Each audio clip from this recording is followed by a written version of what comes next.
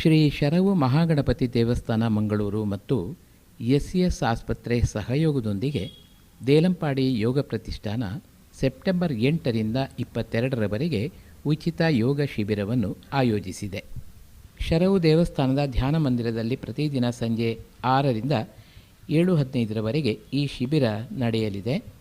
ಯೋಗರತ್ನ ಗೋಪಾಲಕೃಷ್ಣ ದೇಲಂಪಾಡಿಯವರ ಮಾರ್ಗದರ್ಶನದಲ್ಲಿ ಸರಳ ವ್ಯಾಯಾಮ, ಸೂರ್ಯ ನಮಸ್ಕಾರ, ಕ್ರಿಯೆಗಳು, ಮುದ್ರೆಗಳು, ಯೋಗಾಸನ, ಪ್ರಾಣಾಯಾಮ, ಧ್ಯಾನ ಇವುಗಳನ್ನು ಕಲಿಸಿಕೊಡಲಾಗುತ್ತದೆ.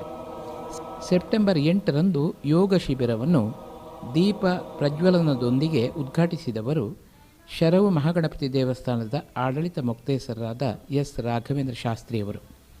ಇವರೊಂದಿಗೆ ಎಸ್ ಆಸ್ಪತ್ರೆಯ ಆಡಳಿತ ನಿರ್ದೇಶಕರಾದ ಡಾಕ್ಟರ್ ಜೀವರಾಜ ಸೊರಕೆ ಹಾಗೂ ದೇಲಂಪಾಡಿ ಯೋಗ ಪ್ರತಿಷ್ಠಾನದ ಸಂಸ್ಥಾಪಕ ಹಾಗೂ ಶಿಬಿರದ ಮಾರ್ಗದರ್ಶಕರಾದ ಯೋಗರತ್ನ ಗೋಪಾಲಕೃಷ್ಣ ದೇಲಂಪಾಡಿಯವರು ಉಪಸ್ಥಿತರಿದ್ದರು. ಯೋಗ ಶಿಬಿರವನ್ನು ಆಯೋಜಿಸುವಲ್ಲಿ ಎಸ್ ಆಸ್ಪತ್ರೆ ಮಂಗಳೂರು ಪ್ರಾಯೋಜಕತ್ವ ವಹಿಸಿದೆ. ಎಸ್ ಆಸ್ಪತ್ರೆಯ ಆಡಳಿತ ನಿರ್ದೇಶಕರಾದ ಡಾಕ್ಟರ್ ಜೀವರಾಜ ಸೊರಕೆಯವರು ಮಾತನಾಡುತ್ತಾ, ನಾನು ಸ್ವತಃ ಯೋಗಾಭ್ಯಾಸದಲ್ಲಿ ತೊಡಗಿಕೊಂಡದ್ದರಿಂದ ನನ್ನ 76 ವರ್ಷ ಪ್ರಾಯದಲ್ಲೂ ಯಾವ ಅನಾರೋಗ್ಯ ಸಮಸ್ಯೆಗಳೂ ಇಲ್ಲ. ಗೋಪಾಲಕೃಷ್ಣ ದೇಲಂಪಾಡಿಯವರು ಯೋಗ ಪ್ರಚಾರಕರಾಗಿ ಸಮರ್ಪಣಾ ಭಾವದಿಂದ ಸೇವೆ ಸಲ್ಲಿಸುತ್ತಿದ್ದಾರೆ. ಎಲ್ಲರೂ ಇದರ ಪ್ರಯೋಜನ ಪಡೆದುಕೊಳ್ಳಬೇಕೆಂದರು. ತುಂಬ ಜಾಸ್ತಿ ಆಗ್ತಾ ಇತ್ತು. ಆದರೆ ನಾನು ಯೋಗ ಸ್ಟಾರ್ಟ್ ಮಾಡಿದೆ. 30 ವರ್ಷ ನಾನು ಯೋಗ ಮಾಡ್ತಾ ಇದ್ದೇನೆ.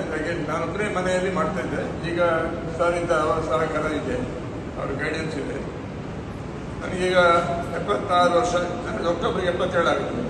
ಆದರೆ ನನಗೆ ಯೋಗ ಮಾಡಿದ್ರಿಂದಾಗಿ ಯಾವ BP ಇಲ್ಲ, ಶುಗರು ಇಲ್ಲ, ಕ್ಯಾಟ್ರಾಕ್ಟ್ ಇಲ್ಲ, 32 ಹಲ್ಲು ಸರಿಯಾಗಿದೆ. ಆಮೇಲೆ ನನಗೆ ಯಾವುದೋ ಒಂದು ಹೆಲ್ತಿನ ಪ್ರಾಬ್ಲಮ್ ಇಲ್ಲ. ನಾನು ಮಣಿಪಾಲದಲ್ಲಿ ಆಗಿದ್ದೇನೆ, ಸ್ಟೂಡೆಂಟ್ ಆಗಿದ್ದೇನೆ, ಅದೇ ರೀತಿ ಈಗಲಿದ್ದೇನೆ. ಮಾನಸಿಕವಾಗಿಯೂ ದೈಹಿಕವಾಗಿಯೂ ಸ್ವಲ್ಪ ವೀಕ್ ಆಗಿರ್ಬೋದು ಅಷ್ಟೇ.